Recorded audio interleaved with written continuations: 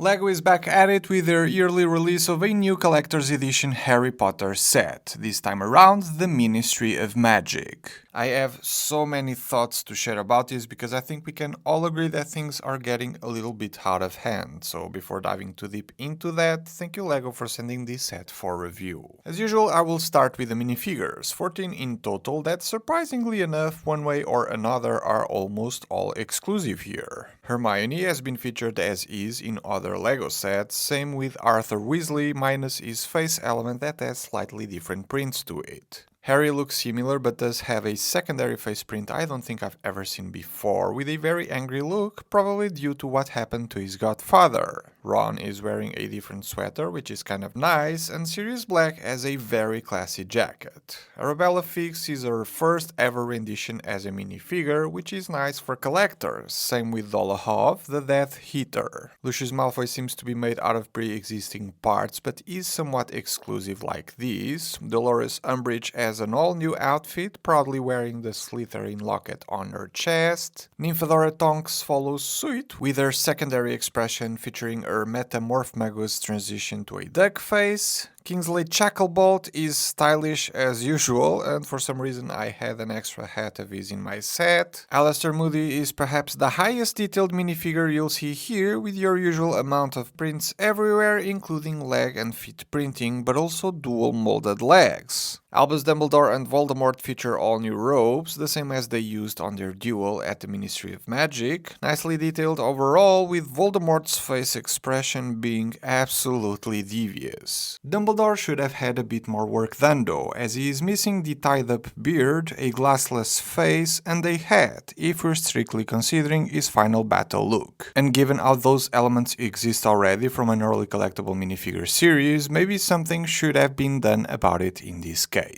All minifigures have wand elements, but Dumbledore and Voldemort have special ones that allow the magic spell builds being attached to. I guess you do have a 15th minifigure in the form of the golden statue of the Ministry of Magic monument, and for the Patronus collectors, the new Shacklebolt Lynx one is included in the set. Solid lineup if you ask me, especially when most of them are in one way or another exclusive. But, and there's always a but, I can see a couple of very relevant characters that should have been included here, like Bellatrix or Fudge, even more so when you consider some of the rooms hidden in the back, but more on that later on. Now here's the main build, quite tall and somewhat thin if you look at it from this side, which can potentially make it a decent display set as far as size restrictions go. The build came to be by putting together 3 different sections, stacked on top of each other, with each having its own instruction booklet. The first one does give you the usual rundown of the source material and the set itself, with a few 2-pagers, plus an extra one to push you into collecting the before mentioned Patronus elements.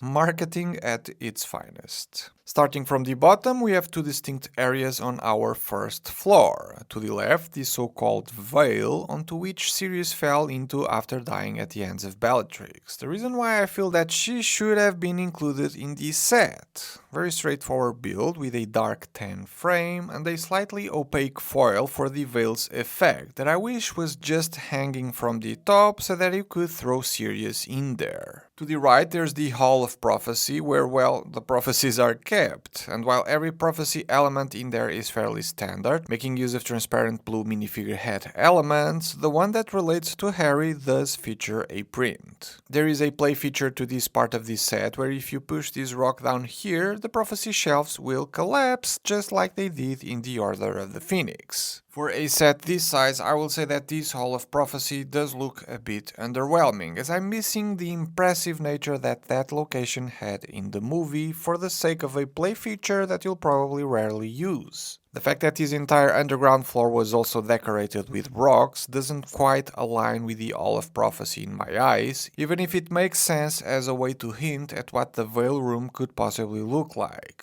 It also feels way too patchy, the sand blue slopes aren't doing this any favor, so you can kinda tell I'm not a fan. The second floor of the set depicts the Ministry of Magic atrium, with its very iconic color scheme of dark green and red for the columns all around. That center we have the Golden Wizard statue instead of the more visually appealing Fountain of Magical Brethren. To the left, a single fireplace for flow network use. Lying in front of some windows we have a trio of interdepartmental memos decorated with stickers, and above there's Fudge's banner, the Ministry of Magic during the Order of the Phoenix, done in a similar opaque foil piece as the one from the Veil Room. Turning this floor around is where things become a little bit more interesting, as there's a bunch of interior detail that deserves our attention. Bottom left we have a pair of Ministry's building lifts, and above it the very pink and cat-filled Umbridge's office. Besides Harry's newspaper printed tile in her desk, every decoration you see here is a sticker. Bottom right we can find the Ministry of Magic courtroom with its very ominous and dark color scheme, with some details on the back, then with a few more stickers. This courtroom is the reason why we have the Arabella Fig minifigure, and the reason why I feel Fudge should have been included. Maybe on his courtroom robes, because as it stands, the set has no one to trial Harry. Above we can find Arthur's office with a few details all around, mostly stickers, where his fascination for Muggle technology can be seen, including the rubber duck, and the love for his family with the picture they took on their trip to Egypt. Above there is the gentleman's restroom, which ties in with the last floor of the set and features one of the very odd ways of getting into the Ministry building, since if you open the bathroom stall, place a minifigure there, then slide out this assembly from the outside, the minifigure will end up in the Flow Network fireplace. Bonus points to the LEGO design team for placing these rubbery elements to absorb the fall of the minifigure so they don't take as much damage. Toilet play features will never not be funny, so it's easier for me to accept this one than the falling shelves on the Hall of Prophecy. This leads us to the last floor, which is very minimal in comparison. To the left we have the entrance to the gentleman's restroom, which directly leads to the room I previously shown, and to the right we have the iconic London telephone booth, another of the ways you can get into the Ministry. A few decorated tiles can be seen in the floor, an over-the-top effort to replicate London's streets, because this one here going down the arch is just 4 studs wide and can't possibly fit a regular minifigure scaled vehicle. So my question is, was this really needed? Behind the phone booth there's a utility closet of sorts, maybe where Harry, Ron and Hermione kept their polyjuice targets to break into the Ministry, and in the middle of this level there's the entrance to a train station with a ticket buying machine and the gates down in the middle. Turning the model around reveals the arrival boards, a pigeon above it and a spider's house for some reason, maybe another attempt to make the set feel funnier and more engaging, but an effort that falls flat to me in the grand scheme of things. There's definitely a lot to this set. Fan service, as is usually the case, is decent, with all the hints and depictions of locations from the wizarding world. Hidden Easter eggs can also be found during the build, like an Hogwarts crest hidden on the floor that will eventually be covered up, or the colors for the Hogwarts houses underneath to interlock some plates. The minifigure selection is in my opinion decent too, but missing at least 2 crucial characters, so I really don't get the feeling of this being the one per year over-the-top 18+ Harry Potter set this should have been. It's big, I'll give you that, but is heavily reliant on minifigures being displayed in it to look somewhat good, and even then it still lacks the wow factor and display value that the big Harry Potter castle has, the Hogwarts Express, the Burrow, or even Gringotts Bank that I've never been overly hyped about due to the dungeon part of it being a very expensive add-on that most fans could have lived without. In the end, we're left with an overpriced mashup of playsets that really doesn't warrant the 18+ slot it's taking.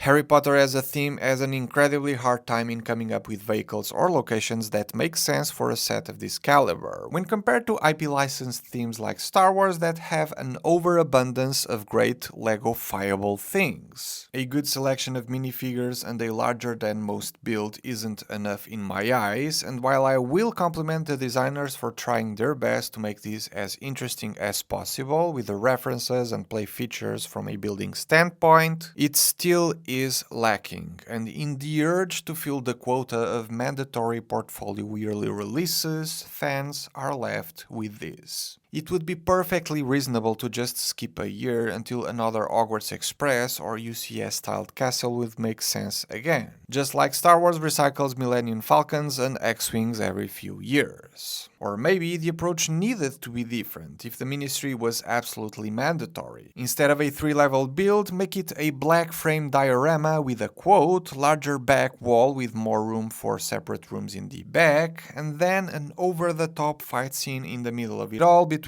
Dumbledore and Voldemort with effect pieces or light bricks even. The train station above and the underground level with these 2 rooms feel unnecessary. And the worst part of this entire thing is its price. This 3,500 piece Lego set will retail for $450, making it a prime example of how the theme has been climbing the price ladder at a much faster rate than most things Lego is doing these days. Maybe the IP license fees have been increasing exponentially, as I don't see in this set anything that would drive the price up that much from a cost of production perspective, even with the new links, the exclusive figures or the opaque foils. So yeah, not the greatest day for LEGO Wizarding World fans, right? I'm sure all of you have a lot to say about this, so let's hear it in the comment section below.